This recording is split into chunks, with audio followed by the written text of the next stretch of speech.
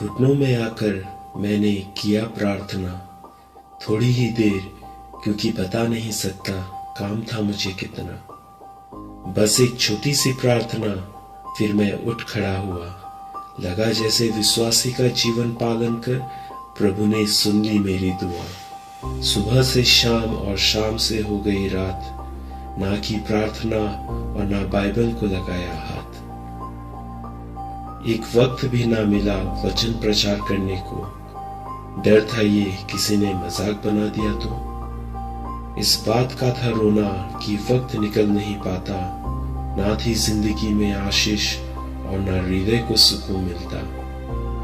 मरने के बाद न्याय का दिन जब आया, आंखों के सामने लाखों करोड़ों की भीड़ को पाया।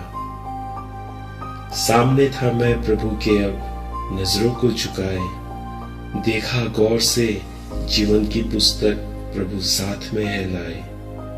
हैरान था, परेशान था, सोचकर कि हो रहा है गलत या सही।